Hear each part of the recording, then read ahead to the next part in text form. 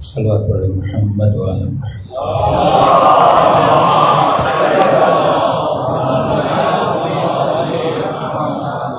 بسم اللہ الرحمن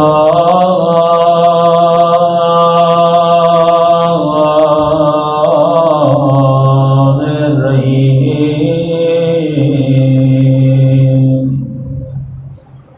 الحمد للہ رب العالمین۔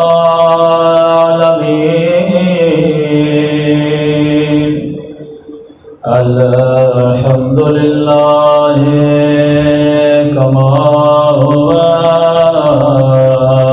أهله۔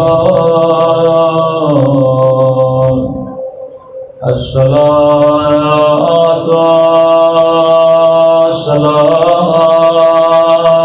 والسلام على سيد المرسلين وخاتم النبيين أبي القاسم محمد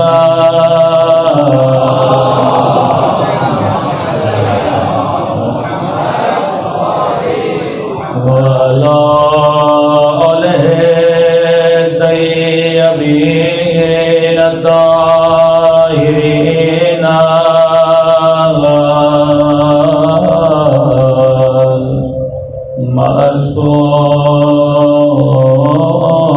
المعصومين۔ صبر کے دعا امام زمان۔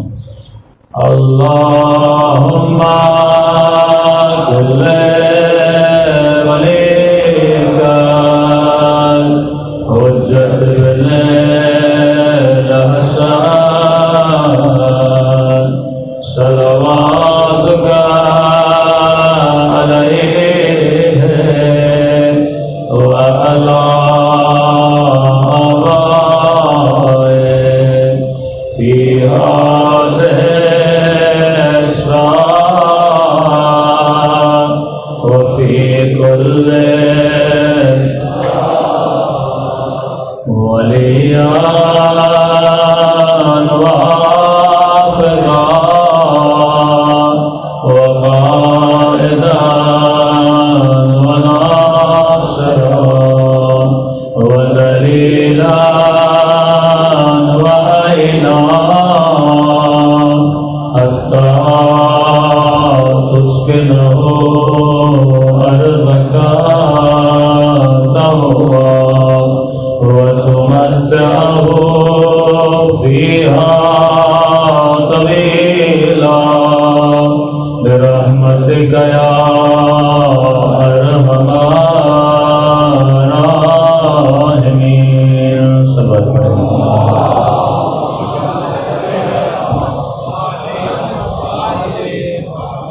بسم اللہ الرحمن الرحیم۔ رب اشرح لی صدری ویسر لی امری واحلل عقدۃ من لسانی یفقهوا قولی۔ اما بعد فقد قال سبحانہ وتعالی فی محکم کتابہ بسم اللہ الرحمن الرحیم بقیۃ اللہ خیر لکم ان کنتم مؤمنین۔ صلوات بڑے محمد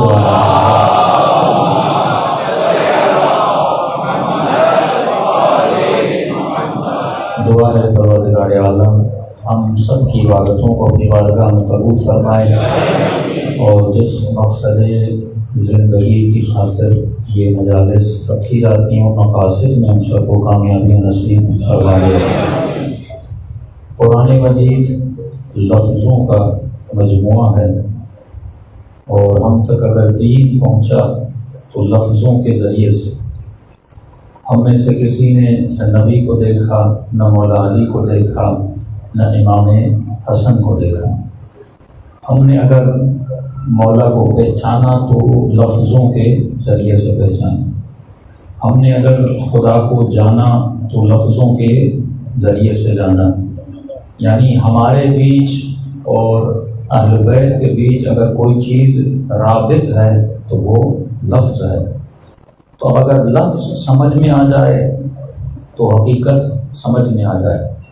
اگر لفظ سمجھ میں نہ آئے تو بندے کو حقیقت بھی سمجھ میں نہ آئے۔ مثال کے طور پہ ایک لفظ ہے کہ من کنت مولا فہذا علی المولا۔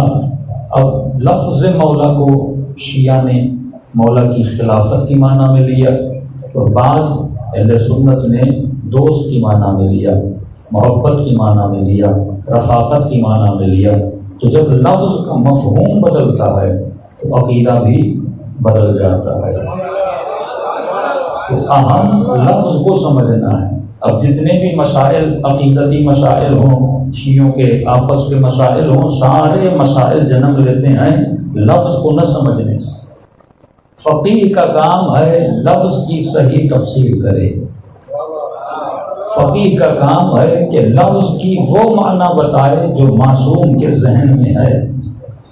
میں ایک مجلس پڑھوں اور آپ کو میری مجلس سمجھ میں نہ آئے تو اگر آپ مجمع سے پوچھیں کہ مولانا کیا کہنا چاہتے تھے، تو مجمع میں 10 لوگ ہوں گے تو 10 باتیں ہوں گی۔ کوئی کہے گا مولانا کا مطلب یہ تھا، کوئی کہے گا مولانا کا مطلب یہ تھا، کوئی کہے گا مولوی کا مطلب یہ تھا۔ لیکن اگر میرے ادا کیے لفظ کا صحیح مفہوم کوئی بتا سکتا ہے تو ادا کرنے والا بتا سکتا ہے۔ تو اس کے بجائے کہ امت مصطفیٰ سے پوچھتی کہ مولا کا مطلب کیا ہے، وہ مفتی سے پوچھتی اس کے بجائے کہ میں مولا کا مفہوم خود مولا سے پوچھوں نا، میں قرآن کا مطلب کس سے پوچھوں گا؟ ہاں، مفتی بھی تفسیر کر سکتا ہے، مولوی بھی تفسیر کر سکتا ہے، ایک عارف بھی تفسیر کر سکتا ہے، ایک فیلسوف بھی تفسیر کر سکتا ہے، لیکن اس کی جتنی تفسیر ہوگی وہ اس کے خیال کی تفسیر ہوگی۔ اگر مجھے صحیح قرآن کی تفسیر چاہیے تو مجھے فکر مصطفیٰ سے تفسیر لینی ہوگی۔ تبھی فرمایا کہ انا مدینۃ العلم وعلی بابها، میں شہر علم ہوں اور میرے جانے کے بعد اگر کوئی در ہے تو علی ابن ابی طالب کا در ہے۔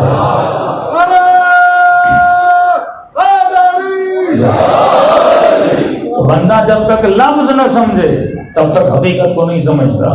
اگر ہم سب عاشق مولا علی ہیں تو ہم نے لفظوں کو پڑھا تبھی عاشق علی بنے ہیں، ورنہ ہم میں سے نہ کوئی مولا کے ساتھ رہا ہے، ہم میں سے نہ کسی کا وقت مولا علی کے ساتھ گزرا ہے۔ بندہ کسی کا عاشق بنتا ہے تو کیسے بنتا ہے؟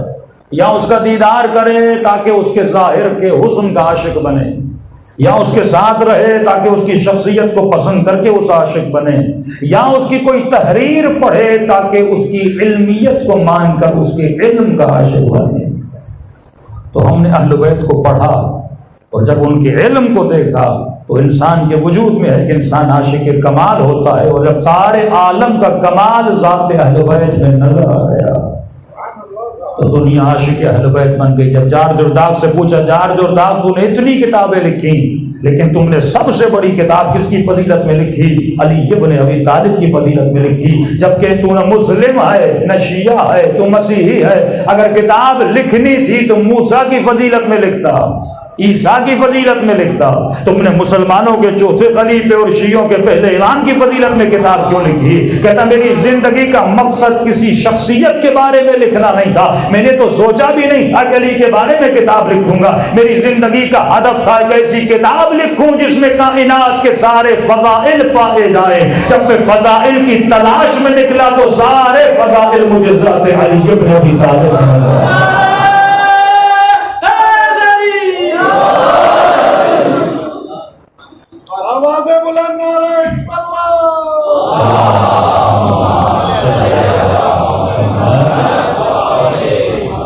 اب آواز آئی بقیت اللہ خیر لکم ان کنتم مؤمنین۔ ایک ایسا وجود ہے جسے خدا نے باقی رکھا، یہ وجود تمہارے لیے باعث خیر ہے۔ پوچھا یہ کس کا وجود ہے جسے باقی رکھا؟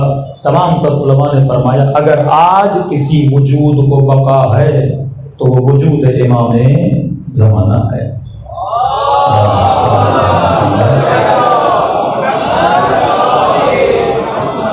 فرمایا یہ وجود ہے جسے خدا نے بقا عطا کی ہے، اور فرمایا کہ یہ وجود تمہارے لیے باعث خیر ہے۔ اور فرماتے ہیں مومن کا کمال یہ ہونا چاہیے کہ دنیا کے لیے باعث شر نہ ہو، باعث خیر ہو۔ میرا وجود ایسا ہو کہ دنیا مجھ سے کیا لے؟ خیر لے۔ اللہ کی خلقت کو دیکھیے، پانی باعث خیر ہے، باعث شر نہیں ہے۔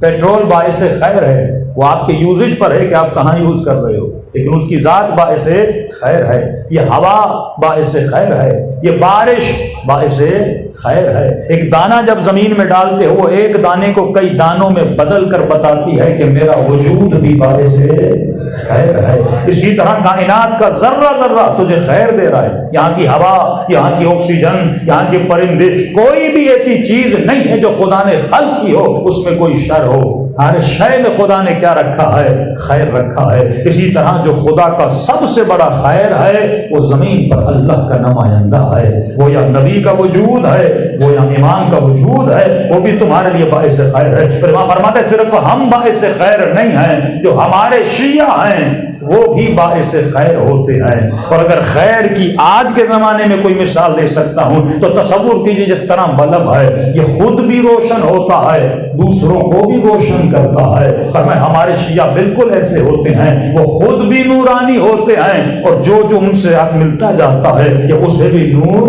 بانٹتے جاتے ہیں۔ تو فرمایا ایک وجود ہے جسے خدا نے آج تک باقی رکھا، یہ وجود تمہاری زندگیوں میں خیر لائے گا۔ پھر بحث چھڑی لفظ کی، بھائی خیر کہتے کس کو ہیں؟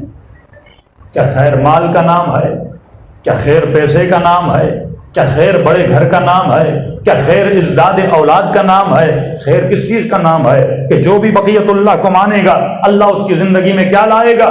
خیر لائے گا۔ اب یہ خیر ہے کیا؟ بندہ خیر کو سمجھے۔ کبھی مومن دعا کرتا ہے خدا مجھے رزق عطا فرما۔ رزق ایک لفظ ہے، جب لفظ رزق آپ سنتے ہو تو آپ کے ذہن میں تصور کیا آتا ہے؟ اگر رزق از اکول ٹو مال ہے تو یہ تصور غلط ہے۔ فرمایا مال بھی رزق ہے، اولاد بھی رزق ہے، حسین کی مجلس میں آنا یہ بھی رزق ہے، حسین کے لیے گریہ کرنا جو آنسو ٹپکتے ہیں یہ بھی رزق ہے۔ یہاں تک فرمائے جب کوئی گنہگار گناہ کرتا ہے، جب تک خدا رزق توبہ نہ عطا کرے تب تک وہ بندہ حر نہیں بنتا۔ یہ بھی رزق پروردگار عالم، کئی رزق ہیں۔ تو خیر کا مطلب کیا ہے کہ فرمایا بقیت اللہ خیر لکم، یہ وجود بقیت اللہ تمہاری زندگی میں خیر لائے گا۔ تو علماء فرماتے ہیں سب سے بڑا خیر جس کی تلاش میں پوری بشریت اور عالم بشریت ہے، اس خیر کا نام ہے سکون۔ دنیا کا ہر بندہ جو بھی کرتا ہے ایک چیز کی خواہش میں کرتا ہے کہ مجھے کیا مل جائے؟ سکون مل جائے۔ یہ مال کیوں کماتا ہے؟ سکون کی تلاش میں نا۔ یہ سواریاں کیوں لیتا ہے؟ تاکہ زندگی سکون سے گزرے نا۔ یہ شادی کیوں کرتا؟ اللہ کہتا میں نے شادی میں تمہارے لیے کیا رکھا ہے؟ سکون رکھا ہے۔ یہ اولاد جو دل کی ٹھنڈک ہے یہ کیا بن جاتی ہے؟ سکون بن جاتی ہے۔ حسین کی مجلس میں کیوں آتے ہو؟ سکون لینے کے لیے آتے ہو۔ کربلا کیوں جاتے ہو؟ سکون لینے کے لیے جاتے ہو۔ یعنی دنیا کا کافر یا مسلم ہو، ہر بندہ دنیا میں کیا چاہتا ہے؟ پیس آف مائنڈ چاہتا ہے، زندگی میں سکون چاہتا ہے۔ اب اسے لگتا یہ ہے کہ مال آئے گا تو سکون آئے گا، اب اسے لگتا یہ ہے کہ شادی ہوگی تو سکون ملے گا، اب اسے لگتا یہ ہے کہ اولاد ملے گی تو سکون ملے گا۔ لیکن معصوم فرماتے دنیا کی جتنی چیزیں تجھے مل جاتی ہیں یہ سکون تو دیتی ہیں لیکن ٹیمپریری سکون دیتی ہیں۔ دولت ملنے کے بعد سکون تو ملتا ہے لیکن اس کے بعد بھی تجھے ایک اور سکون چاہیے ہوتا ہے۔ بڑے بڑے امیروں کو دیکھا ہوگا راتوں کی نیند نہیں آتی جب تک نیند کی گولی نہ کھا دے۔ اولاد بھی ہے، بیوی بھی ہے، سب کچھ بندے کے پاس ہے لیکن پھر بھی ڈپریشن کا شکار ہے، انزائٹی کا شکار ہے کیونکہ اس کے وجود میں سکون نہیں ہے۔ میں نے بڑے بڑے مومنوں کو بھی دیکھا جیسے جیسے بندہ بوڑھا ہوتا جاتا ہے ویسے ویسے ڈپریشن کا شکار ہوتا جاتا ہے کیونکہ اس نے جس چیز کو سکون سمجھا ہوا تھا اب اس سے جدائی کی باری آنے لگتی ہے۔ اب سمجھتا ہے بوڑھا ہو رہا ہے، اولاد سے جدا ہو رہا ہوں، اب گھر سے جدا ہو جاؤں گا، سوسائٹی سے جدا ہو جاؤں گا، اور جیسے جیسے تصور قبر اس کے ذہن میں آتا جاتا ہے ویسے ویسے اس کا سکون تباہ ہوتا جاتا ہے۔ تو یہ وہ سکون ہے جو تجھے خدا دینا چاہتا ہے، جو سکون ٹیمپریری نہیں ہے بلکہ سکون ابدی ہے کہ بقیت اللہ خیر لکم۔ جس نے امام زمانہ کو مان لیا، جو خود کو ولایت اہل بیت کے ساتھ متصل کر لیتا ہے، خدا اسے ابدی سکون عطا کر دیتا ہے۔ وہ سکون جو تجھے کربلا کے کئی لمحوں میں نظر آتا ہے کہ لشکر یزید کا سپاہی کہتا ہے کہ یہ عجیب منظر تھا کہ میں نے حسین کو اکبر کا لاشا اٹھاتے دیکھا تو سر کے بال سفید ہو چکے تھے، میں پہچان نہ سکا جب عباس کے بازو اٹھا رہے تھے تو فرمایا حسین چیخ چیخ کے رو رہے تھے اور فوج یزید ہنس رہی تھی اور کہہ رہے تھے عباس دیکھو تیرے حسین پہ دنیا ہنس رہی ہے، لیکن اسی حسین کو میں نے مقتل میں دیکھا، لگ ایسے رہا تھا یہ وہ نہیں ہے جس نے بھائی کے بازو اٹھائے ہیں، یہ وہ نہیں ہے جس نے بیٹے کا لاشا اٹھایا ہے، چہرے پر ایسا سکون تھا جیسے کچھ ہوا ہی نہیں ہے۔ یہ کون سا سکون ہے جو سیدہ زینب میں نظر آتا ہے کہ شام کا زندان ہے، رات کے اندھیروں میں اٹھ جاتی ہے اور بیوی وضو کرتی ہیں، لیکن نماز جو ہے سیدہ بیٹھ کے ادا کرتی ہیں۔ امام نے کہا پھوپھی اماں کوئی تکلیف ہے؟ فرمایا میرے لال زندان میں کھانا کم آتا ہے لہذا بدن میں طاقت نہیں ہے، لیکن کس سکون سے بیوی نماز کو ادا کر رہی ہے۔ اور جب دربار یزید میں جاتی ہے اور عزیز کے لیاد باللہ یہ جملے ادا کرتا ہے کہ اللہ نے تمہارے بھائی کے ساتھ ایسا کیا، اللہ نے یہ کیا، اللہ نے یہ کیا، تو بیوی کیا فرماتی ہے؟ ما رأیت الا جمیلا، جس اللہ کی طرف تو نسبت دے رہا ہے میں نے تو اللہ سے حسن کے علاوہ کچھ دیکھا ہی نہیں ہے۔ یہ کون سا سکون ہے جو ہر اہل بیت میں نظر آتا ہے، جو اولیاء اللہ میں نظر آتا ہے۔ چھٹے امام بیٹے بیمار ہیں، مومن کہتا ہے مولا کو میں نے بڑے اضطراب میں دیکھا، کبھی کوئی حکیم لایا جا رہا ہے، کبھی کوئی ڈاکٹر لایا جا رہا ہے تاکہ بچہ ٹھیک ہو جائے۔ ایک دن امام سے ملنے گیا، دروازے پر دستک دی، دروازہ کھلا، میں نے کیا دیکھا؟ چہرے پر اطمینان کامل ہے۔ میں سمجھ گیا کہ بیٹا ٹھیک ہو چکا ہے۔ میں نے کہا مولا مبارک ہو، بیٹا ٹھیک ہو چکا ہے۔ امام نے فرمایا انا للہ و انا الیہ راجعون، میرا بیٹا دنیا سے جا چکا ہے۔ عالم تعجب میں پوچھتا مولا ہماری حالت تو برعکس ہے، جب بیٹا بیمار تھا تو آپ کے چہرے پر پریشانی تھی، آج بیٹا زندہ نہیں تو آپ مطمئن ہیں۔ امام فرماتے ہیں اولاد اللہ کی امانت ہیں، جب تک امانت میرے پاس تھی اس کا خیال کرنا میرے اوپر فرض تھا، اسے بچانا میرے اوپر فرض تھا، لیکن وہ اس کی مرضی ہے، جب چاہے اپنی امانت کو واپس لے لے۔ ہم کون ہوتے ہیں اس پر اعتراض کرنے والے؟ وہ سکون تب ملتا ہے جب بندے کے وجود میں بقیت اللہ پر کیا ہو؟ ایمان ہو۔ لیکن آج سوال یہ ہے کیا پریکٹیکلی یہ سکون جس کی میں بات کر رہا ہوں ہماری زندگی میں ہے؟ حالانکہ ہم سب نے امام زمانہ کو مانا، ہم سب ولایت کے عقیدے والے ہیں، لیکن کیا ہماری زندگی میں یہ پیس آف مائنڈ ہے جس کا تذکرہ قرآن کر رہا ہے، جسے خیر کہہ کے پکار رہا ہے؟ واللہ نہیں ہے ہماری زندگیوں میں، کیونکہ ہم نے قرآن کی شرط کو پورا نہیں کیا۔ آدھی آیت مت سنا کرے، بقیت اللہ خیر لکم ان کنتم مؤمنین، جب تک تمہارے وجود میں ایمان نہیں آ جاتا تب تک تمہاری زندگی میں سکون بھی نہیں آتا۔ تو سکون کنیکٹڈ ٹو ایمان ہے، جب تک ایمان نہیں۔ ایمان کس چیز کا نام ہے؟ ایک وسیع موضوع ہے۔ ایمان فکر صحیح کا نام بھی ہے کہ بندے کی اگر فکر بدل جائے اس کے ایموشنز بدل جاتے ہیں۔ مثال کے طور پہ ایک بندہ شیعہ نہ ہو، دشمن علی سے مثلا محبت کرتا تھا، اور جیسے فکر بدلی وہی بندہ دشمن علی پہ لعنت بھیج رہا ہے۔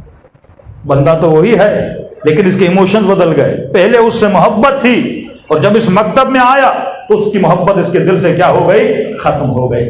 تو فکر اگر بدل جائے، یزیدیوں کی فکر اور تھی، حسین مولا کی فکر اور تھی۔ شمر اور ابن سعد یہ سمجھ رہا تھا کہ رے کی حکومت ملے گی تو سکون ملے گا، اور مولا حسین یہ سمجھ رہے تھے کہ اگر راہ خدا میں شہادت ملے گی تو اس میں عظیم ترین سکون ہے۔ چلو مولا کو تو پتا تھا وہ امام عالم ہے، لیکن حر بھی اس بات کو سمجھ چکا تھا کہ حر سکون ہے تو اطاعت امام میں ہے، سکون ہے تو اپنی ذات کو اللہ کی راہ میں فدا کرنے پر ہے۔ وہی ابن زیاد جو حسین مولا کو قتل کرنے کے بعد پوری بے سکونی کی زندگی گزار رہا تھا۔ تو اے مومن، زندگی وہ گزارو کہ لمحے لمحے جب اپنی زندگی کے گزرے ہوئے لمحوں کے بارے میں سوچو تو تمہارے وجود میں عدم اطمینان کی سچویشن پیدا نہ ہو، بلکہ کون سی سچویشن پیدا ہو؟ سکون کی پیدا ہو جائے۔ مثال کے طور پہ جو بندہ ڈیلی نماز پڑھنے کا عادی ہو نا، اب نماز دیر ہو جائے یا مثلا وقت نکلنے کو آئے تو کیسی سچویشن ہو جاتی ہے؟ عدم سکون کی سچویشن پیدا ہو جاتی ہے۔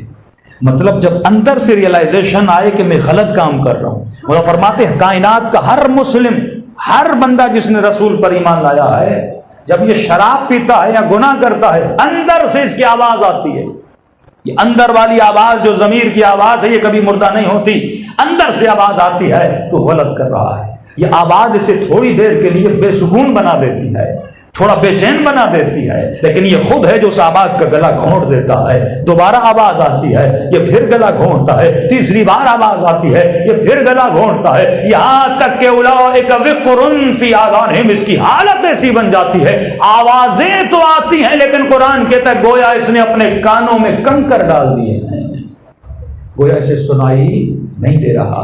تو اصل یہ اندر کی آواز ہے جسے بیدار کرنا ہے، اور یہ آواز کب بیدار رہتی ہے؟ امام خمینی فرماتے ہیں سب سے بڑے سے بڑا مجتہد بھی ہونا اگر ہفتے میں 2 مرتبہ درس اخلاق نہ سنے، شیطان اسے گمراہ کر سکتا ہے، بڑے سے بڑا مجتہد بھی ہو، کیونکہ یہ غذا تجھے ہمیشہ دینی ہے۔ فرمائے حبیب یزکیہم ویعلمہم الکتاب، پہلے تزکیہ کرو اس کے بعد تعلیم دو۔ اب ایک بندہ درس اخلاق کا مدرس بھی ہو، لیکن خمینی صاحب کہتے ہیں ہو سکتا ہے یہی درس اخلاق اسے جہنم میں لے جائے، ہو سکتا ہے کوئی بندہ خطیب مجلس اہل بیت بھی ہو سکتا ہے یہی خطابت اسے جہنم میں لے جائے، ایک بندہ نوح خان بھی ہو سکتا ہے یہی نوح خانی اسے جہنم میں لے جائے۔ شرط نوح خانی اور مجلس پڑھنا اور عزاداری میں شرکت کرنا نہیں ہے، فرمایا پہلے تزکیہ ہے پھر تعلیم ہے، پہلے خود کو پاک کرے، مثلا کل خدا اسے شہرت دے دے، مقام دے دے، کسی کو اچھی صورت دے دے، کسی کو اچھے آواز دے دے، ہو سکتا ہے یہی نعمت اس کے لیے بت بن جائے، اور اسی نعمت دی ہوئی نعمت کے ذریعے اس کے بجائے کہ یہ اللہ کی اطاعت کرے، یہ کیا کرے گا؟ اللہ کی نافرمانی کرے گا۔ تو طاقت کا ملنا معیار نہیں ہے، مال کا ملنا معیار نہیں ہے، سوال یہ ہے کہ جب تجھے جب تک اپنی فکر کو صحیح نہیں کرو گے تب تک یہ چیزیں تجھے گمراہی کے راستے پہ لے جائیں گی، باعث سکون نہیں بنے۔ ہمیشہ ایک مثال دیتا تھا، مثلا اس مجمع میں سے کسی کو میں 1000 دوں، 1000 برا نہیں ہے، اس کا مصرف کہاں ہے، اس کا یوزیج کہاں ہے، وہ اہمیت رکھتا ہے۔ اب اسی 1000 سے بندہ کسی غریب کی مدد بھی کر سکتا ہے، اسی 1000 سے بندہ شراب بھی خرید سکتا ہے، اسی 1000 سے بندہ اپنے بچوں کے لیے کھانا بھی لے سکتا ہے، اور اسی 1000 کو کسی نیک سفر میں بھی بندہ استعمال کر سکتا ہے، اور اسی 1000 سے کوئی گندی فلم بھی بندہ دیکھ سکتا ہے۔ تو 1000 برا نہیں ہے، سوال یہ اس کا استعمال کرنے والا کون ہے، اور یہ استعمال کرنے والا اس 1000 کو کبھی شراب میں، یا کبھی کوئی بندہ اس کو مجلس میں، یا کبھی کوئی بندہ کسی غریب کی مدد میں جو استعمال کرے، وہ کیوں کر رہا ہے؟ کیونکہ استعمال کرنے والوں کی جو فکریں ہیں وہ الگ الگ ہیں۔ تو جب تک فکر درست نہیں ہوگی، جب تک 1000 کا استعمال درست نہیں ہوگا، جب تک فکر درست نہیں ہوگی تب تک ممبر پہ آنے والا صحیح میسج نہیں دے گا، جب تک فکر درست نہیں ہوگی تب تک میں اپنی آواز کو صحیح راستے میں استعمال نہیں کر پاؤں گا۔ یعنی تمام تر نعمتیں خدا نے آپ کو دی ہیں، لیکن نعمتوں کو کہاں کہاں استعمال کرنا ہے یہ اگر ہمیں پتہ نہیں ہوگا، اور یہ کون بتائے گا؟ فرمایا یزکیہم، یہ یا نبی سکھاتا ہے یا علی سکھاتے ہیں کہ تجھے کن چیزوں کو کہاں۔ مولا علی کے پاس قدرت بازو تھا، مولا اس اپنی طاقت کو کہاں پر استعمال کر رہے ہیں، یہ علی ابن ابی طالب کا کمال ہے کہ اپنی قوت بازو، اپنی تلوار کو مولا علی راہ حق میں استعمال کر رہے ہیں۔ اور جب علی کے ہاتھوں میں رسیاں بندھی تو اسی یہودی نے جب مولا کے ہاتھوں میں رسیاں دیکھی، چند منٹ دیکھنے کے بعد اور غور و فکر کرنے کے بعد اس نے کہا لا الہ الا اللہ محمد رسول اللہ۔ لوگوں نے کہا نبی نے اتنی تبلیغ کی لیکن تو نے کلمہ نہیں پڑھا، آج تو کلمہ کیوں پڑھ رہا ہے؟ فرماتا ہے یہی 2 ہاتھ ہیں جن کو میں نے خیبر میں دیکھا تھا، جن کو میں نے خندق میں دیکھا تھا۔ پورے عرب میں علی جیسا بہادر کوئی نہیں ہے جس نے ہمارے مرحب و عمرو بن عبدود کو واصل کیا، اور یہی طاقتور ہاتھ تھے۔ لیکن آج علی ایسے کھڑا ہے جیسے علی نے زندگی میں تلوار بھی نہیں اٹھائی، جیسے اسے لڑنا ہی نہیں آتا۔ بس مجھے یقین ہو گیا کہ جہاں سے علی کی شجاعت کا کنٹرول ہے وہیں سے علی کے صبر کا کنٹرول ہے۔ تو یہ علی نہیں ہے جو علی کو چلا رہا ہے، یہ علی کا خدا ہے جس کے اشاروں پہ علی عمل کر رہے ہیں۔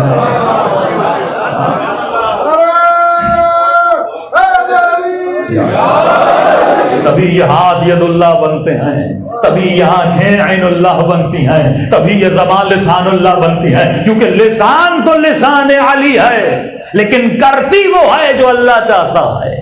آنکھیں تو عین علی ہیں لیکن یہ آنکھیں دیکھتی وہاں ہے جہاں علی چاہتے ہیں۔ اور یہ صرف نہیں کہ یہ خصوصیت مولا امیر المؤمنین کی ہے، یہ دروازہ، یہ گھرانہ کنجوسی کا گھرانہ نہیں ہے، یہ سخاوت و کرم و عطا کا گھرانہ ہے۔ اور اگر اسی گھرانے کا کوئی مانگنے والا بھی ایسا بن جائے کہ اس کی آنکھیں وہ چاہیں جو علی دیکھیں، اس کے کان وہ سنیں جو علی چاہے، اس کی زبان وہ بولے جو اہل بیت چاہے، تو وہ خود فرماتے ہیں السلمان منا اہل البیت۔ کسی نے کہا یا رسول اللہ یہ نہ سید ہے نہ بنو ہاشم ہے، منا اہل البیت کیسے بنا؟ فرمایا سلمان نے زندگی میں کبھی اپنی آرزو نہیں کی، اس نے وہی چاہا جو اہل بیت نے چاہا۔ مولا حسن گزر رہے تھے، مولا کا ایک چاہنے والا، رات کا اندھیرا، سامنے ایک دیوار تھی، اس کے ہاتھ میں تیر و کمان تھا، اس نے تیر کو کمان میں ڈال کے دیوار کی طرف نشانہ رکھا ہوا تھا اور تیر کو کمان سے چھوڑنے والا تھا کہ امام حسن نے جا کے اس کے بازوؤں کو پکڑ دیا۔ جیسے مڑ کے دیکھا اس کا مولا تھا، کہ مولا چھوڑیے میرے بازوؤں کو۔ امام نے کہا کیوں؟ کہ مولا بس چھوڑیے، میں کروڑ پتی بن جاؤں گا، میں ارب پتی بن جاؤں گا، میں امیر بن جاؤں گا۔ امام نے نہیں چھوڑا، تو تھوڑی دیر کے بعد مولا نے چھوڑا، کہ مولا آپ نے تو غضب کر دیا۔ کہ کیا ہوا؟ کہ مولا ایک نجومی نے کہا تھا کہ 100 سال کے بعد آسمان کے 2 ستارے ہیں جو جب آپس میں ملیں اس وقت اگر کوئی بندہ تیر کمان میں ڈال کے کسی دیوار پر بھی مارے تو وہ دیوار سونے کی بن جاتی ہے۔ مولا آج وہ رات تھی، اتنی دنوں سے میں اس رات کا انتظار کر رہا تھا، روز جاگتا تھا یہ ستارے کب ملتے ہیں۔ مولا آج رات یہ 2 ستارے آپس میں ملے تھے، میں مارنے والا تھا لیکن آپ نے میرے ہاتھوں کو پکڑ دیا۔ اوپر دیکھیے وہ ستارے پھر جدا ہو چکے ہیں۔ امام نے کہا تیر اٹھا، کمان اٹھا۔ اس نے تیر و کمان اٹھایا، امام نے کہا کھینچ، کہتا جیسے میں نے کھینچا، اب نگاہ جب اوپر کی تو ستارے پھر مل چکے تھے۔ اس نے کہا مولا یہ تو معجزہ ہو گیا، میں پھر سے کروڑ پتی اور امیر بن جاؤں گا۔ اس نے پھر تیر کو چھوڑنا چاہا، علی کے بیٹے حسن نے پھر بازوؤں کو پکڑ لیا۔ اب دیکھیے بندے کی حالت کیا ہوگی، سامنے دیوار سونے کی بننے والی ہو۔ یہ تو تڑپنے لگا، مولا ہاتھوں کو چھوڑیے، مولا ہاتھوں کو چھوڑیے، یہ تو صدیوں میں ایک بار ہوتا ہے، یہ تو معجزہ ہو گیا کہ دوبارہ مل گئے، لیکن تب پھر ستارے جدا ہو گئے۔ اس نے کہا مولا پھر آپ نے غضب کر دیا۔ امام نے کہا پھر تیر و کمان اٹھا، اس نے پھر تیر و کمان اٹھایا۔ امام نے کہا دیوار کو مار، کہتا جیسے مارنا چاہتا تھا پھر میں نے آسمان میں دیکھا، پھر ستارے مل گئے۔ میں نے کہا مولا یہ تو بار بار معجزہ ہو رہا ہے، جو ستارے 100 سال کے بعد ملتے ہیں آج پھر مل چکے ہیں۔ امام نے پھر بازوؤں کو پکڑ دیا۔ کہتا سمجھ نہیں آ رہا تھا امام حسن کر کیا رہے، مولا کو جو سمجھانا چاہ رہے تھے جسے یہ سمجھ نہیں پا رہا تھا۔ کہ امام نے کہا پھر تیر و کمان اٹھا۔ اب جب میں نے تیر و کمان اٹھایا، امام نے کہا تیر کو کھینچ۔ اب جب میں نے کھینچنا شروع کیا، جب اوپر دیکھا، جب حسن کہتے تھے کھینچ تو ستارے ملنا شروع کر دیتے تھے۔ کہتا پھر ستارے ملے۔ میں نے کہا امام اب مارو؟ امام نے کہا اب نہ مارنا، تھوڑی دیر رک جا۔ جیسے رکا ستارے پھر جدا ہو گئے۔ میں نے کہا اب یہ دیوار سونے کی نہیں بنے گی۔ امام نے کہا تو تیر کو کمان سے چھوڑ۔ کہتا جیسے تیر کو کمان سے چھوڑا تو کیا دیکھا، پوری دیوار سونے کی بن گئی۔ امام نے فرمایا ہم سونا بنانے کے لیے ستاروں کے ملنے کے محتاج نہیں ہیں، ہم جب چاہیں اشارہ کریں تو کائنات کو سونے کا بنا دے۔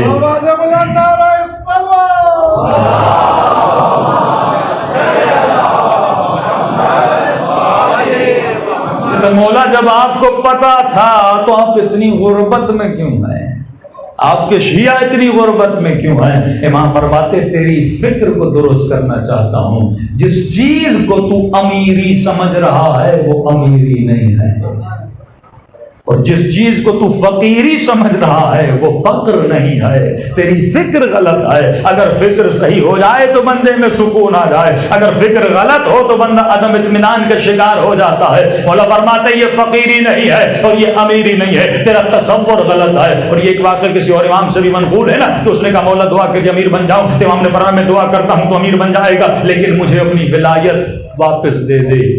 کہ مولا کچھ بھی ہو جائے ولایت واپس نہیں دوں گا۔ فرمایا تو سمجھ لے تیرے پاس وہ چیز ہے جسے کائنات کی دولت کے عوض میں بدلنے کے لیے تیار نہیں ہے، تو آج کے بعد خود کو فقیر نہ کہا کرو۔ تیرے پاس وہ امیری ہے جس کے ذریعے تو خدا کی جنت کو خریدنے کی طاقت رکھتا ہے۔ اصل امیری خدا نے تجھے دی ہوئی ہے، لیکن انسان کی فکر غلط ہو، وہ غلط چیزوں کو امیری سمجھتا ہے۔ تو فکر کا صحیح ہونا، کج فکری انسان کو عدم اطمینان میں لے جاتی ہے۔ ہاں یہ صحیح ہے، بندہ 4 سال کے لیے صدر بن جائے، 4 سال کے لیے وزیر اعظم بن جائے، 4 سال کے لیے کوئی سرکاری عہدہ مل جائے، تو وہ 4 سال میں سمجھتا ہے کہ مجھ سے بڑا کوئی قیمتی انسان نہیں، مجھ سے بڑا کوئی خوش انسان نہیں۔ لیکن جیسے وہ عہدہ ختم ہو جاتا ہے، پھر وہ انسان عدم اطمینان کی صورت میں چلا جاتا ہے۔ لیکن جو سکون خدا دیتا ہے وہ کون سا سکون ہے؟ الا بذکر اللہ تطمئن القلوب، اگر دل مطمئن ہوتے ہیں تو ذکر پروردگار عالم سے مطمئن ہوتے ہیں۔ یہ یاد خدا ہے جو فکروں کو اطمینان دیتی ہے۔ یہ یاد، اب یاد خدا کا مطلب کیا ہے؟ یاد سے مراد ہے ذات خدا پر یقین کرنا۔ کیا کرنا؟ یقین کرنا۔ کسی اور مجلس میں نے مثال دی تھی، یہاں ایک ٹچ دیتا ہوں تاکہ بچے جوان سمجھ جائیں۔ ایک فکر کا صحیح ہونا، دوسرا جو فکر بنائی ہے اس ذات پر یقین کامل بھی رکھنا۔ مثلا آج ہر جوان کہتا ہے امام زمانہ ہے، لیکن کیا تجھے مولا پر یقین بھی ہے کہ نہیں؟ یہ الگ بحث ہے کہ 10 لوگ حرم امام رضا میں جاتے ہیں لیکن ایک بندے کو شفا ملتی ہے، 9 کو نہیں ملتی۔ کیا امام رضا کے یہاں شفا کی کمی ہے، یا اس در میں کوئی کنجوسی ہے کہ ایک کو دے رہے 9 کو نہیں دے رہے؟ مسئلہ ان کے در کا نہیں ہے، مسئلہ تیرا ہے، کیونکہ ایک یقین سے مانگ رہا تھا، 9 بس کہہ رہے تھے پر یقین نہیں تھا۔ اب یقین کیا ہے؟ میں ہر جگہ ایک مثال دے رہا ہوں کہ بھائی آپ سب کو علم ہے کہ مردہ نقصان نہیں دیتا۔ مردہ دیتا ہے نقصان؟ نہیں دیتا۔ دنیا کا بے ضرر ترین موجود ایک شخص کا مردہ جسم ہے۔ اچھا آپ کو یقین ہے نا مردہ نقصان نہیں دیتا۔ اب اگر آپ میں سے کسی کو کہوں کہ ایک رات کسی مردہ جنازے کے ساتھ سو جاؤ، کوئی سوئے گا؟ مطلب آپ کو یقین نہیں ہے۔ کتنا فرق ہے کہنے میں اور کرنے میں۔ بندہ کہتا کچھ ہے لیکن عمل میں ہوتا کچھ ہے۔ بڑا آسان ہے اپنی مسجدوں سے اللہ اکبر کی صدا کو بلند کرنا، لیکن جب دشمن کا تھریٹ آئے تو مشرف بھی کہہ رہا تھا امریکہ بڑا ہے، جب کہتا اللہ بچاتا ہے تو کربلا میدان یقین تھا۔ ایک طرف 100 لوگوں کا لشکر ہے، ایک طرف 30,000 ہے، لیکن حسین اطمینان سے کہہ رہے ہیں کہ فتح حسین کی ہوگی۔ یہ وہی کہہ سکتا ہے جسے ذات خدا پر کیا ہو؟ یقین ہو۔ جو کہتے کچھ ہیں کرتے کچھ ہیں، یہ یقین کی منزل نہیں ہے، یہ علم کی منزل ہے۔ آپ سب کو علم ہے کہ مردہ نقصان نہیں دیتا، یقین نہیں ہے۔ ایک خاتون کو اللہ پر اتنا یقین نہیں ہوتا جتنا تعویذ دینے والے کی پرچی پہ ہوتا ہے۔ یقین الگ منزل ہے۔ جب تک تو مقام یقین پہ نہیں آتا تب تک تیرا ایمان اس منزل کاملہ تک نہیں پہنچ پاتا۔ تو اگر آپ سب کو بولا جائے کہ ایک رات کسی مردے کے ساتھ گزارو، لیکن آپ نہیں گزاریں گے، لیکن آپ ہی کے شہر میں، آپ ہی کے محلے میں ایک ہے جو رات کو مردے کے ساتھ سو جائے گا، پتا ہے وہ کون ہے؟ جس کا کام ہے مردوں کو دھونا، جسے آپ بولتے ہو غسال، جو دن میں 4 مردے 5 مردے 6 مردے دھوتا ہے۔ اگر اسے بولا جائے بھائی ایک رات سرد خانے میں مردہ پڑا ہے، آپ رات یہاں پہ بیٹھ جائیے، قرآن بھی پڑھ لیجئے گا، اور نیند آ جائے تو یہیں تکیہ رکھیے، وہ کہتا ہے کوئی بات نہیں 3 راتیں بولو تو 3 راتیں سو جاؤں۔ تو میں ڈرتا ہوں، وہ کیوں نہیں ڈرتا؟ کیونکہ میں منزل یقین پر نہیں ہوں، لیکن مردے کو دھونے والا منزل یقین پر پہنچ چکا ہے۔ وہ منزل یقین پر کیسے پہنچا اور میں منزل یقین پر کیوں نہیں ہوں؟ اس کا سلوشن کیا ہے؟ وہ منزل یقین پر اس لیے ہے کیونکہ اس نے اتنے مردے دھوئے ہیں کہ اسے یقین ہو چکا ہے کہ یہ اٹھتا ہی نہیں ہے۔ میں نے بس دور سے دیکھا ہے. اگر آپ کو بولا جائے رات کے اندھیرے میں قبرستان چلے جاؤ تو آپ میں سے کوئی نہیں جائے گا. لیکن جس کا کام ہی قبروں کو کھودنا ہے، قبر کن ہے، اسے بولو صبح جاؤ، رات جاؤ، دوپہر جاؤ، اس کا کام ہی ہے قبروں کو کھودنا.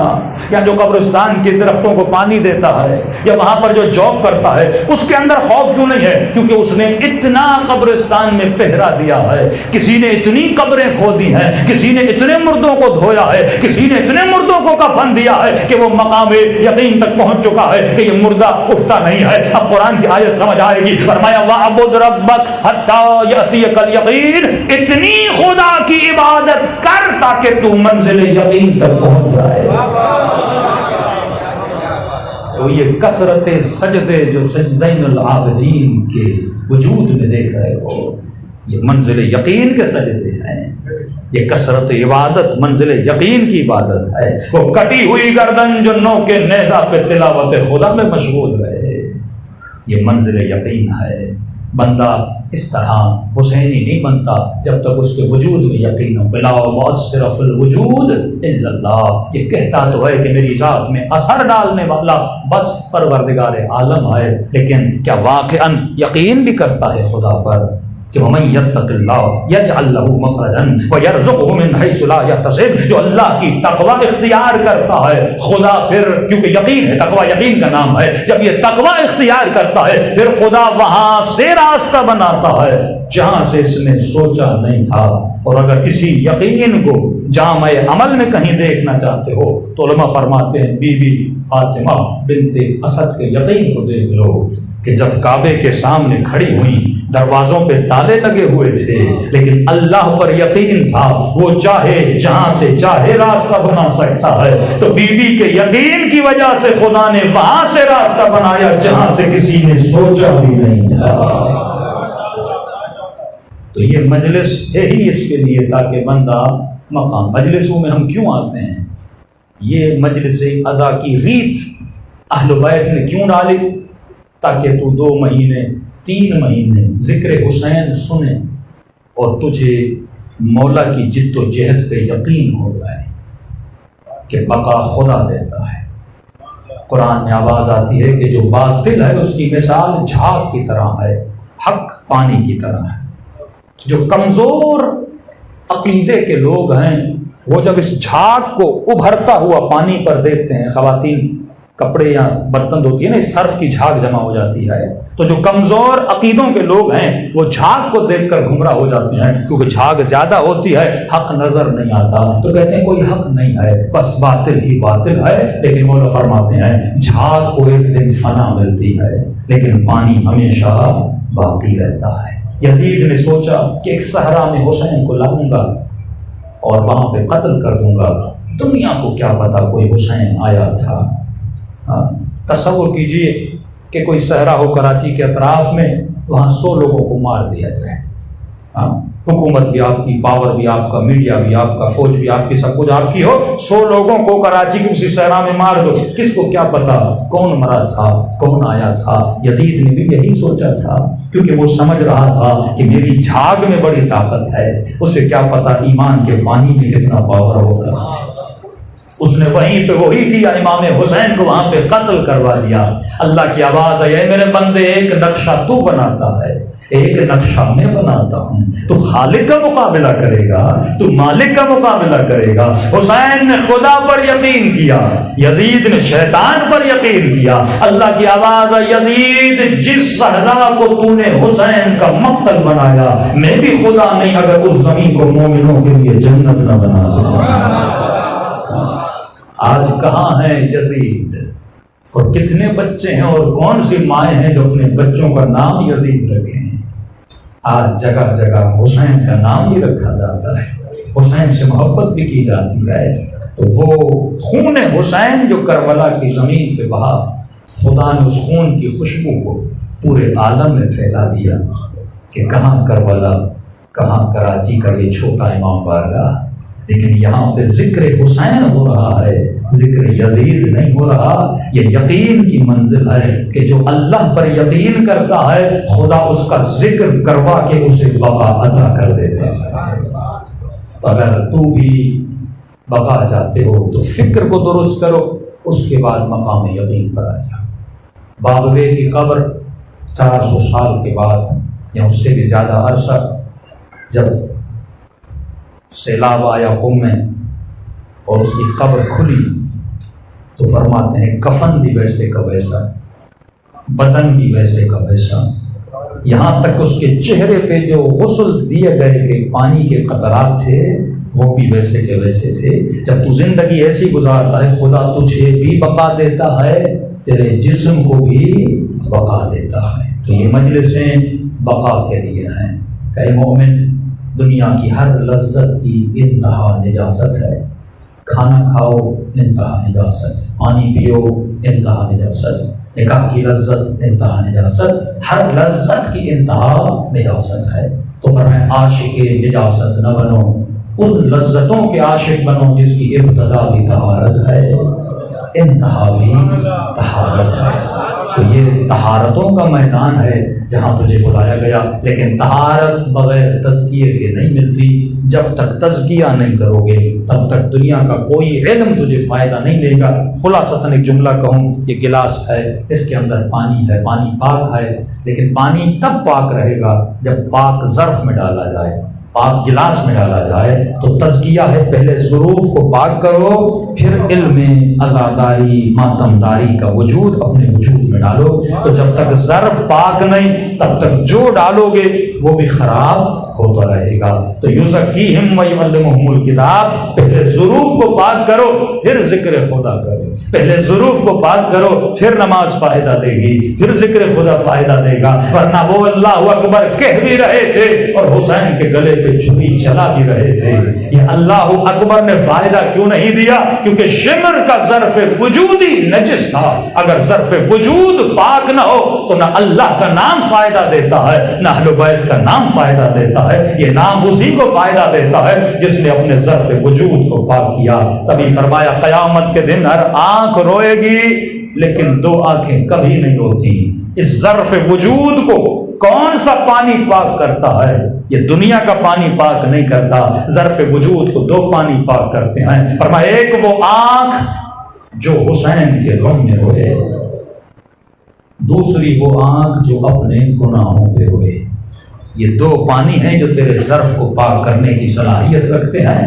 تو فرمایا یہ دو آنکھیں قیامت میں کبھی نہیں روئیں گی، اور شکر خدا ہے کہ خدا نے ہمیں دونوں آنکھیں عطا کی ہیں۔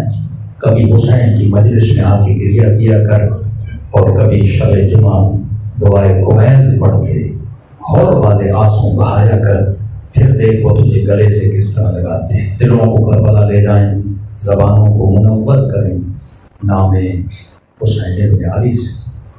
اور دعا ہے خدا ہے مجالس کے ذریعے ہم سب کو غور بنائے۔ السلام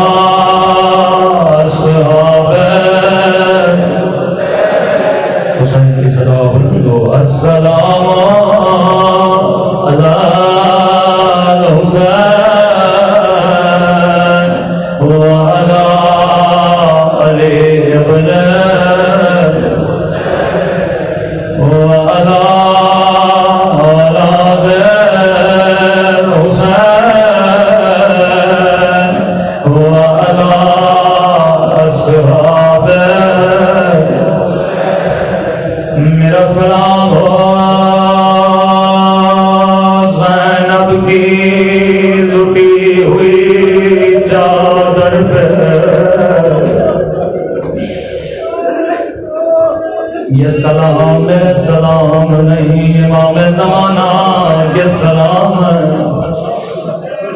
محرم میں ہر محضا کا نواں سنتے ہو، لیکن کبھی فرزند زہرا امام زمانہ کا بھی نواں سنا کرو۔ فرمایا میرا سلام ان زخمی ہوٹوں پر جن پہ ظالم چھڑی مار رہا تھا. فرمایا میرا سلام ان ننھے سے رخساروں پر جن کا رنگ بدلتا رہا. کبھی شمع کے تماچوں نے رنگ کالا کیا, کبھی ظالم کے تماچوں نے رنگ نیلا کیا. لیکن میں کمال کی رات میرا سلام حسن کے جگر کے ٹکڑوں پر. ہر بندے کے لیے کوئی نہ کوئی زندگی میں مصیبت کا وقت ہوتا ہے. سنیں گے مولا حسن کی مصیبت کیا تھی. امام رضا کا فرمان ہے شیعو جب بھی دعا کرو ہمیں ہر واسطہ دیا کرو, لیکن ایک واسطہ جب بھی دو تو خیال کیا کرو.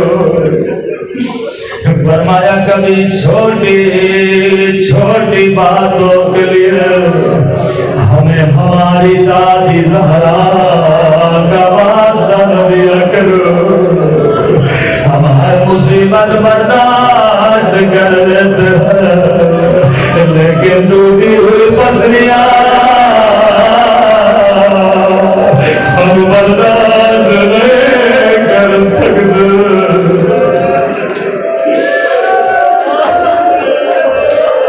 چھٹے امام کا زمانہ تھا. کسی مومن نے آ کے مولا کو کہا مولا ایک آپ کا چاہنے والا. وقت کی حکومت نے اسے گرفتار کیا, اس کے لیے پھانسی کا حکم دیا.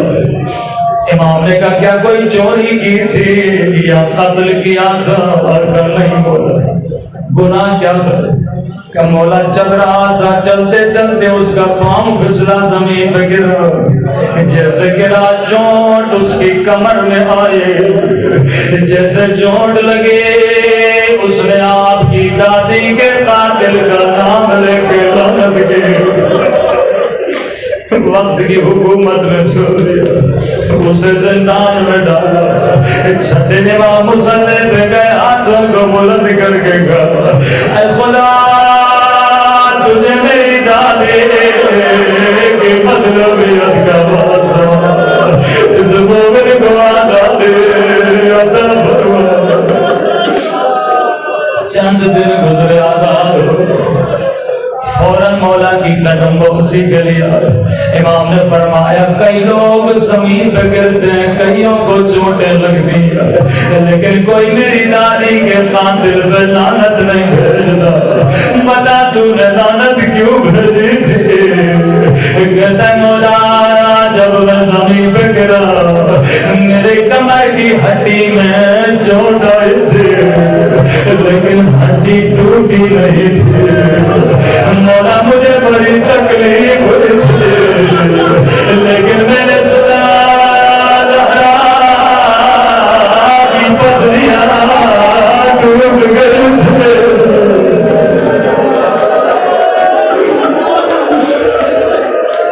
اب سن امام حسن کی سیدھا کر کے خواب میں فرمایا اے میرے پیارے لاکے تو حسن کے اصلی مذاہب کیوں نہیں پڑھتا؟ میرے اداداروں کو میری مصیبت کیوں نہیں سناتا؟ کہتا مولا میں نے پڑھا مرد جب پریشان ہوتا ہے اپنی بیوی کے ساتھ آ کے باتیں کرتا ہے, اس کی ہمدرد اس کی بیوی ہوتی ہے, لیکن حسن اتنے مظلوم تھے کہ بیوی بھی دشمن تھے, اپنے گھر والی نے زہر دیا تھا. مولا نے فرمایا تھا کہ یہ میری مصیبت ہے پر اصلی مصیبت نہیں. مولا میں یہ پڑھتا ہوں تاریخ کا واحد جنازہ تھا جسے کفن دیا گیا لیکن دوبارہ واپس گھر آیا، لیکن کفن کا رنگ سفید نہیں تھا۔ زینب نے کہا حسان میرے سفید کفن پہنا تھا اور تیرے کفن کو خون میں رنگی کس نے کیا؟ فرمایا میرے ذاکر یہ کہ میری مصیبت پر میری اصلی مصیبت نہیں۔ اب سنیے امام حسن کی زبان سے، مولا آپ خود بتائیے آپ کی اصل مصیبت کیا ہے؟ رو کر کہا کہ میری اصل مصیبت مدینہ کی قریب ہے۔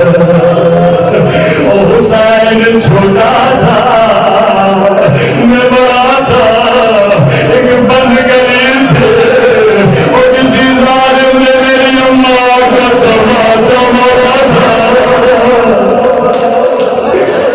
لیکن میں غیرت مند مومن ہوں، اگر کسی گلی میں تیری ماں کو کوئی دماغ مارے اور تیرے اوپر کیا گزرے گی؟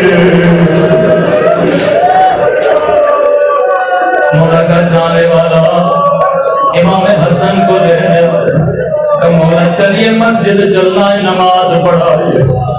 کہتا امام نے لمبا راستہ لیا، میں نے کہا مولا یہ گلی مسجد کے بڑی قریب ہے۔ فرمایا میں بھی جانتا ہوں لیکن میں کبھی اس گلی سے نہیں جاتا۔ بولے کیوں نہیں جاتے؟ فرمایا کیونکہ اس گلی میں اس کا گھر ہے اور جس میں